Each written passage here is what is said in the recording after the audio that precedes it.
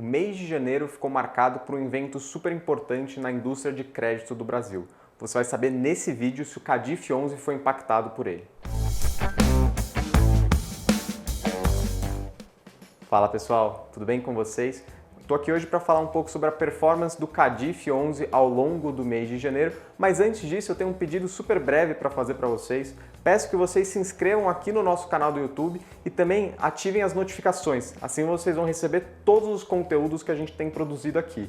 Além disso, recentemente a gente criou um canal novo no YouTube chamado Cortes Quiné, um canal onde a gente posta uma versão resumida dos vídeos que a gente tem aqui nesse canal para você ter um spoiler do conteúdo que a gente produziu. Bom, agora falando especificamente sobre o mês do Cadif 11, o primeiro ponto que a gente sempre traz aqui é o patamar de rendimentos do fundo. Aymar, conta pra gente qual foi esse patamar e como ele se divide. Oi Luiz, o rendimento do Cadif referente ao mês de janeiro vai ser de R$ 1,45 por cota, que vão ser pagos agora no dia 7 de fevereiro. 68 centavos por cota é referente a juros reais das debêntures. Então, assim, dá para já perceber que mais ou menos metade do rendimento pago é juros. E esse componente tem sido estável ao longo dos meses.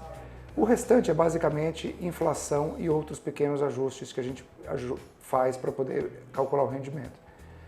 Mas vocês percebem o seguinte, que esse segundo componente, essa segunda parcela referente ao IPCA, é que ela oscila mais, né, porque ela é reflexo da inflação, e nos meses mais recentes, dezembro e janeiro, como a inflação está sendo uma pressão um pouco mais para cima, 0,60%, 0,70% ao mês, então isso que contribuiu para a elevação do rendimento no mês.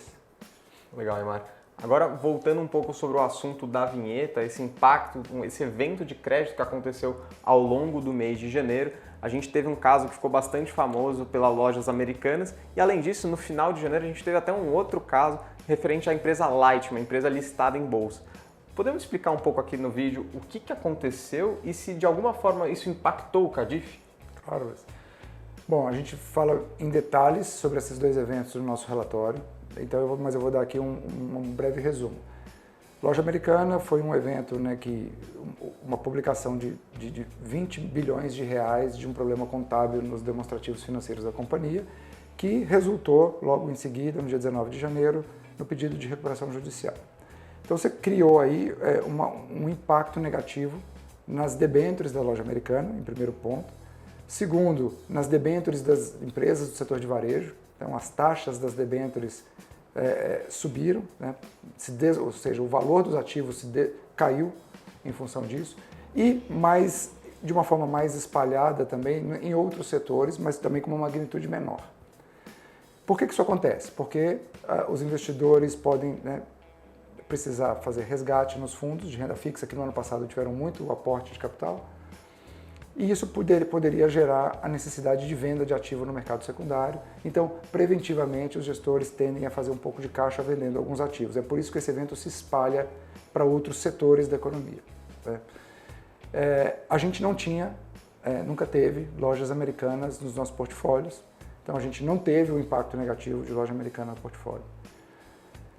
Sobre a Light, também a gente tem detalhe disso no nosso relatório. Light foi um caso bem mais favorável. A companhia divulgou a contratação de uma consultoria para ajudar a equacionar a questão da rolagem da dívida da companhia. E a companhia tem uma coisa bem particular, que é o vencimento da principal concessão dela em 2026, em junho de 2026. Então, a compatibilização do prazo da rolagem das dívidas com o vencimento da concessão gerou uma preocupação da capacidade de endividamento e de rolagem dessas debêntures. A companhia tem 15 debêntures, o grupo, né, Light, tem 15 debêntures no mercado, tem 2 bonds no mercado internacional. Então gerou essa preocupação no último dia do mês e o impacto foi a elevação das taxas também de novo, fazendo com que o preço dos ativos caísse nas carteiras.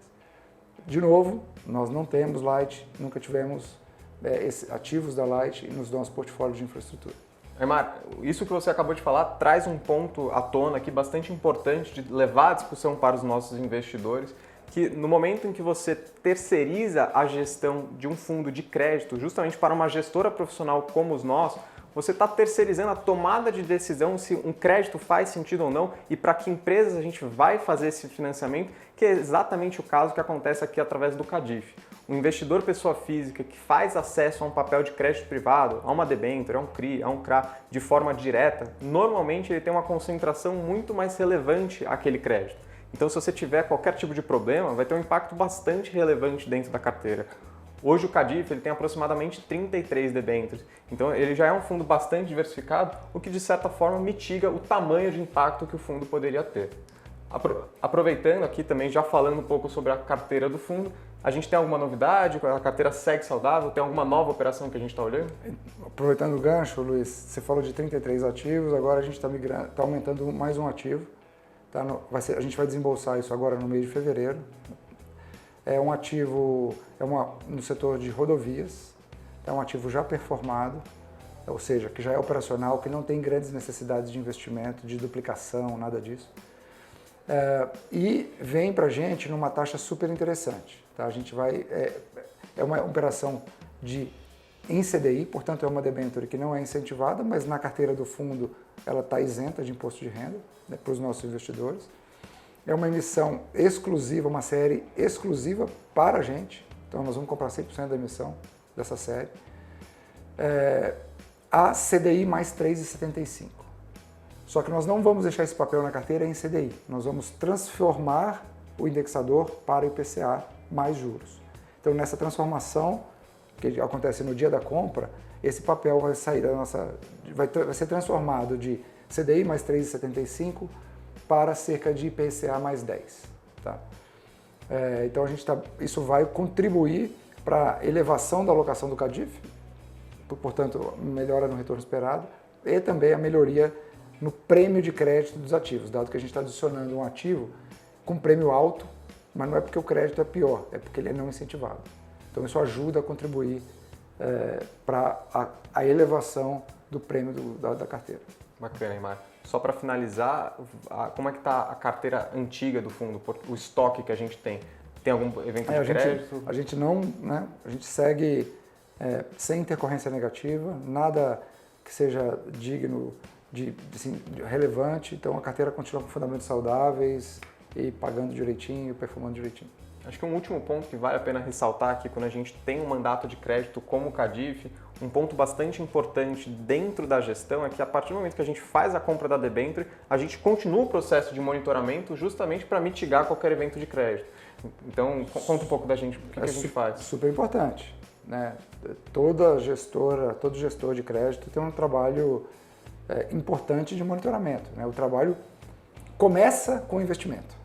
Ele não termina quando você faz o investimento, ele começa, porque você tem que monitorar o andamento daquela empresa, daquela operação ao longo do tempo que você está exposto a ela. Então, para te dar alguns parâmetros, tem geradora de energia que nós temos no portfólio, tem transmissora de energia que nós temos no portfólio, que a gente recebe dados da companhia mensalmente, para acompanhar a disponibilidade, acompanhar quanto está despachando de energia. Então, essa frequência elevada de acompanhamento de dados operacionais e dados financeiros, com balanços trimestrais, por exemplo, nos ajuda a ficar perto da empresa, perto da operação e, portanto, potencialmente nos ajuda a identificar problemas mais rápido. Esse que é o intuito. Obrigado, Aymar. Bom, pessoal, o vídeo desse mês ficou um pouco mais longo, mas esse era nosso objetivo, justamente trazer o máximo de informações para que vocês pudessem entender melhor o que aconteceu em janeiro para o mercado de crédito do Brasil. Se vocês quiserem mais informações, vocês conseguem acessar a carta do gestor que está no nosso site. Essas e alguns outros dados estarão presentes lá. Muito obrigado e até a próxima.